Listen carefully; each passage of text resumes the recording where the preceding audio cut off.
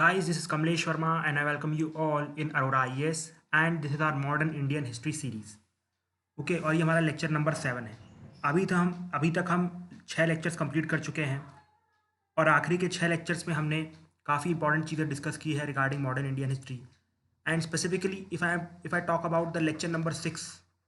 ठीक है, if I talk about the lecture number 6 तो उसमें हमने कॉन्केस्ट ऑफ इंडिया चालू किया था, जिसमें हमने बंगाल का फुल कॉन्केस्ट देखा और जितनी भी इंपॉर्टेंट ट्रिटी थी लाइक इलाहाबाद ट्रिटी। ठीक है, इसके बाद जो भी इंपॉर्टेंट बैटल्स है like battle of Plassey, battle of Buxar, जो इंपॉर्टेंट इवेंट्स है लाइक ब्लैक होल ट्रेजेडी, फिर क्या कॉजेज थे जिसकी वजह से वॉर हुआ, फिर क्या इम्पैक्ट पड़े, डुअल गवर्नमेंट क्या थी, everything we have discussed in detail.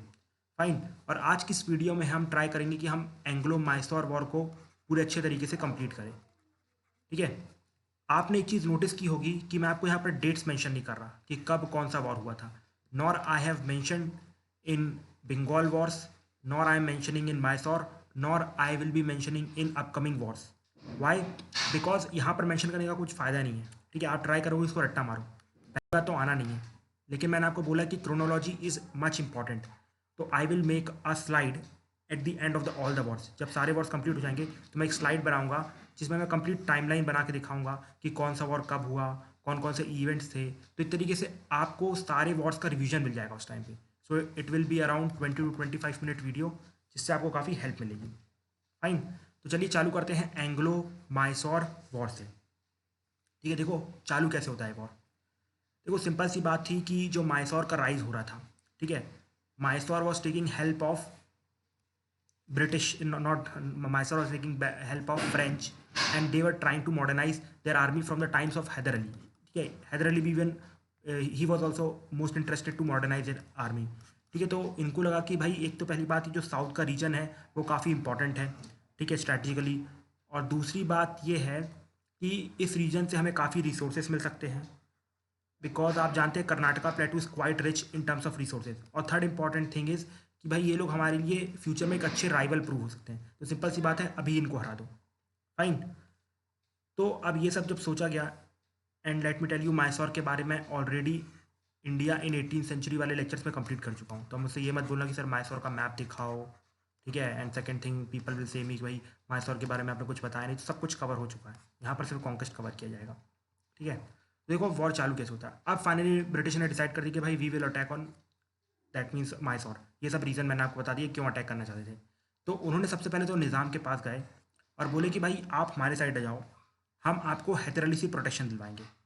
ठीक है, साथ ही साथ मराठास और जो हैदर अली है उनकी जम नहीं रही थी, बिकॉज दोनों की बाउंड्रीज लगभग एक दूसरे से टच करती थी और यहाँ पर कुछ रीजन को लेकर नौटंकी रहती थी, कुछ ना कुछ प्रॉब्लम रहती थी।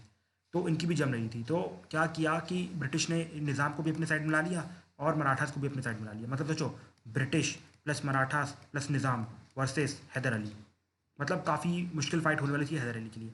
लेकिन हैदर अली ने यहाँ पर अपनी पावर यूज़ नहीं की शुरू में, उसने यूज़ की अपनी डिप्लोमेसी। उसने क्या किया, मराठास को बोल दिया कि भाई जितने आपको ब्रिटिश टेरिटरी दे रही है ना, मुझसे ज़्यादा देंगे, बस आप इस वॉर को छोड़ के चले जाओ।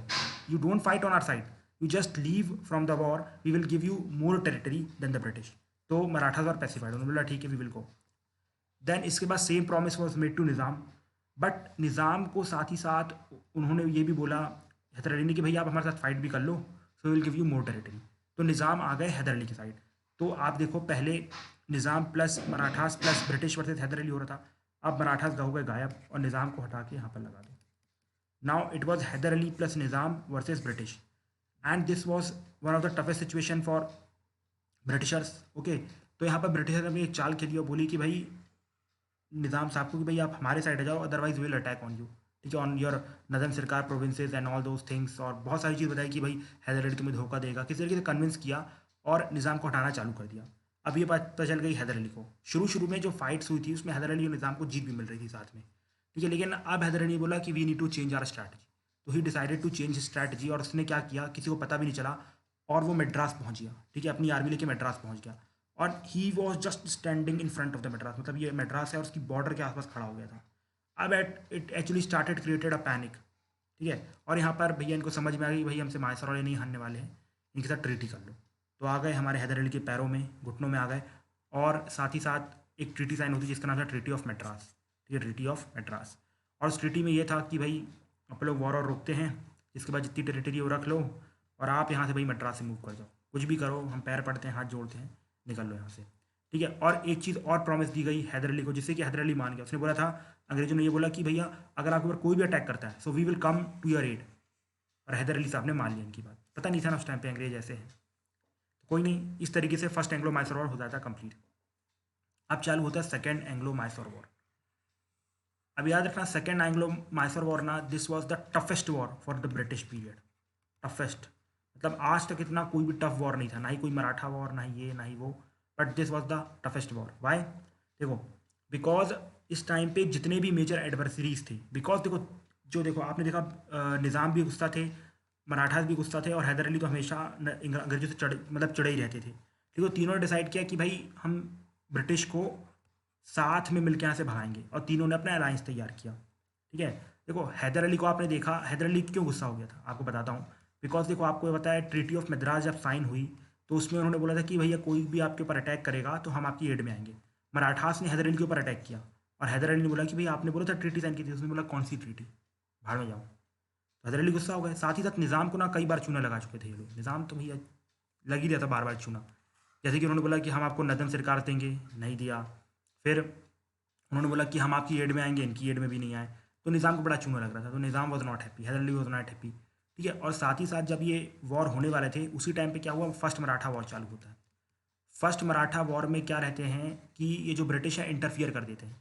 अभी आपको जानने की ज़रूरत नहीं है कि कैसे इंटरफियरेंस करते हैं, बिकॉज मैं आगे बताऊँ। बस इतना याद रखना कि मराठास के खेमे में लोग खुद कूद जाते हैं, मतलब निज़ाम और हैदर अली के साथ चली रही थी, मराठास में लोग खुद ही कूद गए। तो आप देखो तीनों एक साथ मिल गए। जब मराठास को लगा कि भैया इनकी तो यहाँ पर भी फाइट चल रही है, यहाँ पर भी फाइट चल रही है, तो हम भी कूद जाते हैं, तो ब्रिटिश हार जाएंगे बहुत आराम से। तो उन्होंने ये डिसाइड किया। अब साथ ही साथ जो Hyder Ali was going almost close to the French, ठीक है, बहुत ही नज़दीक जा चुका था फ्रेंच के। और अमेरिकन वॉर ऑफ इंडिपेंडेंस भी ब्रिटिश के लिए चालू हुआ था। आपको याद है ना कि जो अमेरिका थी वो ब्रिटिश की कॉलोनी थी। अमेरिका वॉर ऑफ इंडिपेंडेंस चालू होता है, वॉशिंगटन जो है वो दैट मीन्स ब्रिटिश को हरा देते हैं। फिर 1776 में अमेरिका को आज़ादी मिल जाती है। तो ये सब उसी टाइम पे हुआ था। सोचो, मतलब एक्सटर्नल फ्रंट पे भी फाइट कर रहे हैं, यहाँ पर फ्रेंच के राइज होने का टेंशन लग रहा है कि भाई अगर फ्रेंच राइज होगा इनकी मदद से तो, या निज़ाम, हैदर अली, मराठा, मतलब this was the toughest war for the British. लेकिन वॉरेन हेस्टिंग उस टाइम पे गवर्नर जनरल थे, और उन्होंने अपना दिमाग लगाया, डिप्लोमेसी यूज़ की, और जो मराठा वॉर था उससे बाहर आ गए। उन्होंने बोला कि चलो भैया मराठा वॉर में अपनी हार मान लेते हैं, मतलब एक तरीके से हार नहीं मानी, ट्रीटी ऑफ सालबाई कंक्लूड कर ली और हट गए वहाँ से। ठीक है, निज़ाम को बोला कि भैया आपको टेरिटरी चाहिए ना, लो पकड़ो, स्टॉप ऑन द स्पॉट दी, बिकॉज निज़ाम को भी चूना लग चुका था, वो भरोसा नहीं करने वाले थे। अब सिर्फ बचते हैं हैदर अली।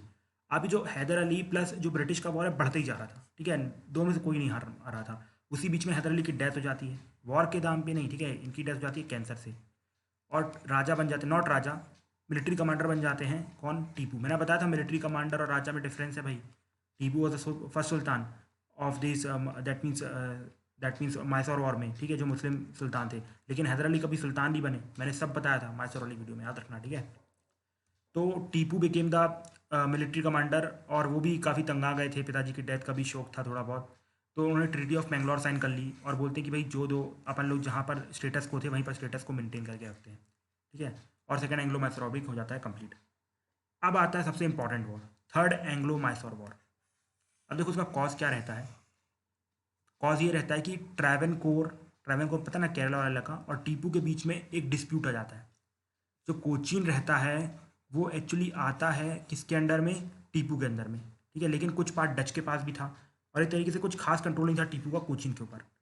और ये जो, लेकिन एक तरीके से नॉमिनल कंट्रोल था। जैसे आप कह सकते हैं कि जैसे ही अगर पाकिस्तान कुछ भी एक्टिविटी करता है रिगार्डिंग गिलगिट बल्तिस्तान, जैसे उसने बोला है कि अभी हम इसको अपना नया प्रोविंस बना देंगे, तो इंडिया रिएक्ट करता है। क्यों? Because we consider it as our part. ठीक है, हमारा पार्ट है, भले आपके पास है लेकिन वो पार्ट हमारा है। In the same way Cochin की पोजीशन कुछ ऐसी थी कश्मीर वाली, अब डच के पास थी।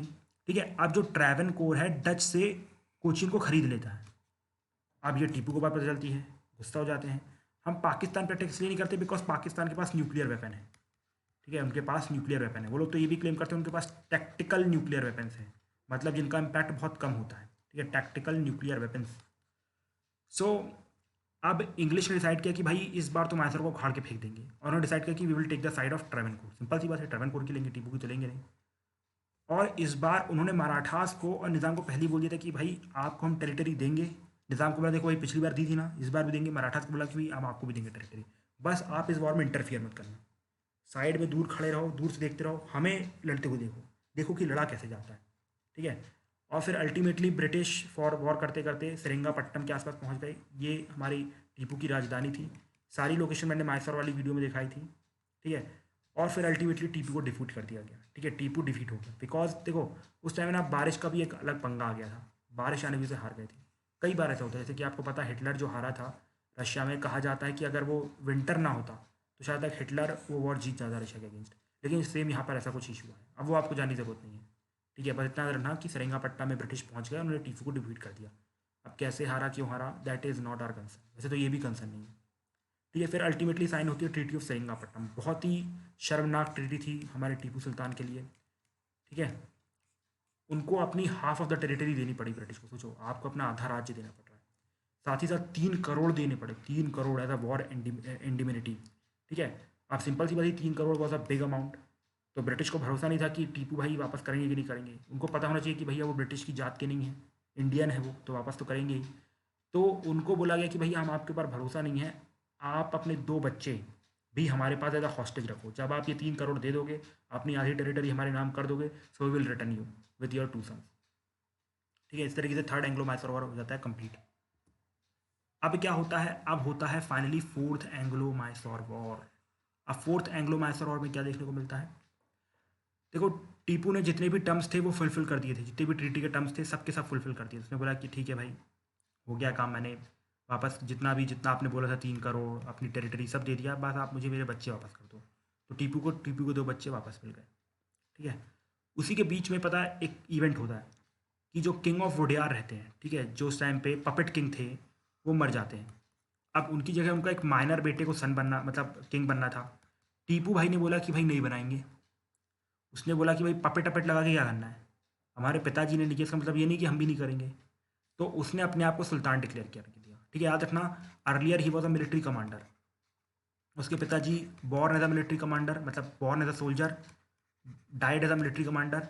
Tipu Sultan born as a military commander, died as a sultan, ठीक है। तो वो उसने अपने आप को सुल्तान बना लिया, सुल्तान डिक्लेयर कर दिया।